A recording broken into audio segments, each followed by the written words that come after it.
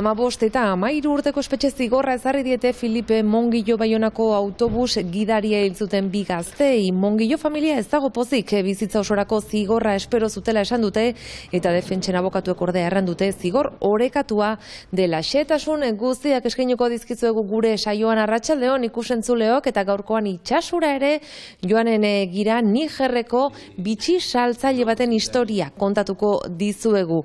Surfa pasioa duen beste protagonista bat ere ezagutuko dugu gaurkoan, eta ostirala izan da, asteburuko planak ere proposatuko dizkizuegu. Asteragoaz!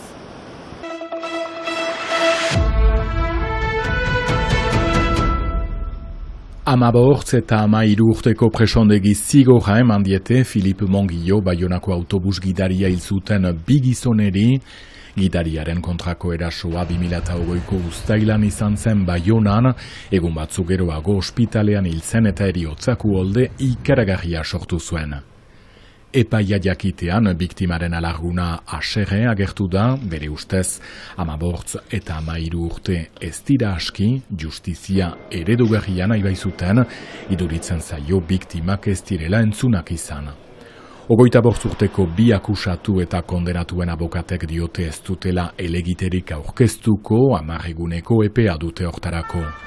Biak maiz kondenatuak izan dira jadanik, presondegian egonak ere, droga trafikuak eta ebasketak, batzuetan bortizkeriarekin ere, batek lagun bat kolpatu zuen kanita batekin.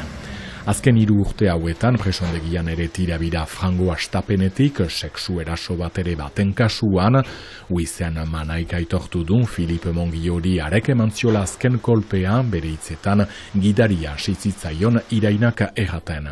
Maxime Gouyenon, bigarren akusatuak dio edana zela, gaizki jokatu zuela eta egun guziz hortaz oroitzen dela, beren moldean barkamena galdetu diete biktimeri, baina alargunak dio ezin duela.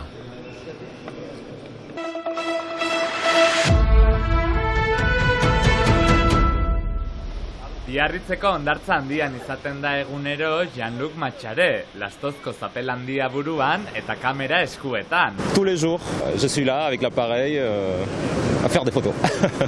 Fish and Shots proiektuarekin surflarien argazkiak ateratzen ditu urte guztian zehar. 20. mendean noikoa zen Biarritzen argazkilariek familien irudiak hartzea hondartzan, gero postuetan saldu alizateko. Jean-Lucek horixe bera egiten du, baina surfera egokituta. Ça dépend des conditions de la mer et ça dépend des marées surtout. Donc il faut toujours s'adapter un petit peu à l'océan. Eguraldiaren arabera, itsasoaren eta marearen baldintzetara moldatu beharra du, bereziki Euskal Herrian izaten diren aldaketa bizkorrekin. Egun normal batean, 20-30 surflari hartzen ditu iruditan, trebeak ala ez. Sarritan, uretatik ateratzean bere txartela ematen die. Eta arratsalderako haien irudiak eskura ditzakete bere webgunean, eguneko arrantza atalean. L'hiver, c'est qu'il y a des plus grosses vagues. Donc, et puis peut-être aussi des surfeurs qui sont un peu plus engagés. Neguan argazki teknikoagoak ateratzen ditu. Udan aldiz, emozio gehiago sumatzen du hasi berrienga. Baina denak eskertuak agertzen dira berarekin. Généralement, ils sont contents. Ils s'attendent pas forcément à avoir un photographe qui les prend en photo. Ezagunak edo ez, jendeak idatzi egiten dio pozez, momentu ederrak atxikitzea lortzen duelako. Eta bera ere pozik bizi da, hainbeste maite duen itsasoa ogibide duelako.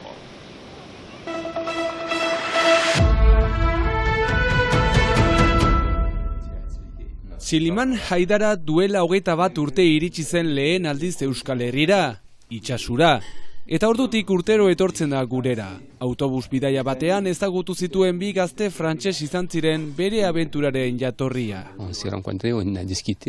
Afrikan irakasle ziharduten bi gazteekin luze hitz egin eta etxean aterpetu zituen. Biek tuareg bitxi artisauaren egoera bertatik bertara ezagutzeko aukera izan zuten honela.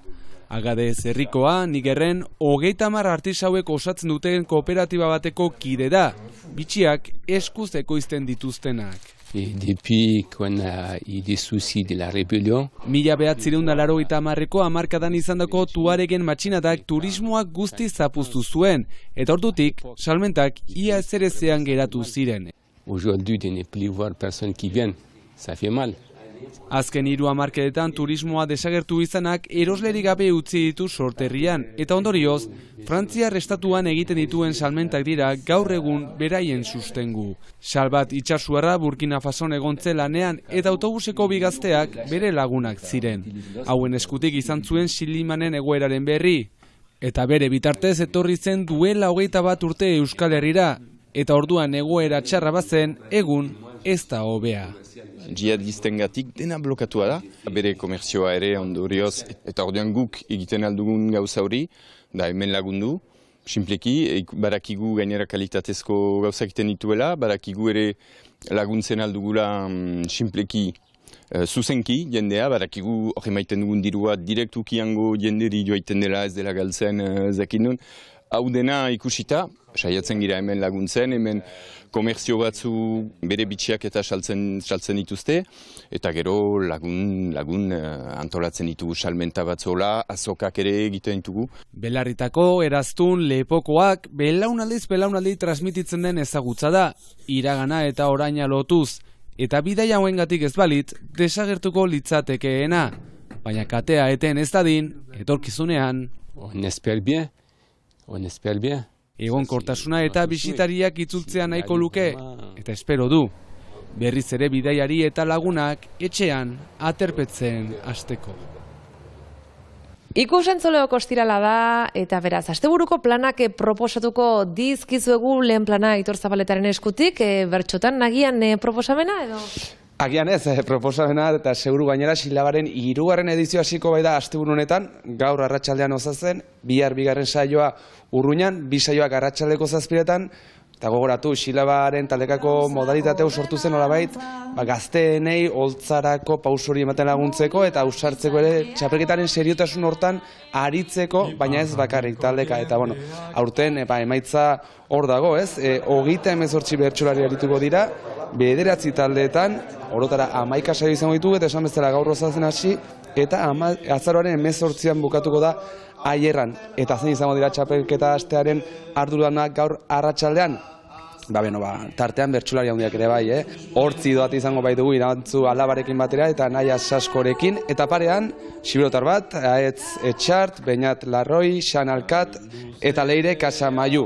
Esan bezala gaur arratsaldean hasiko da, eta azaroaren 18 bitartean bertsolari ezagunak eta ez horren ezagunak deskubritu, entzuteko eta gozatzeko aukera nerea.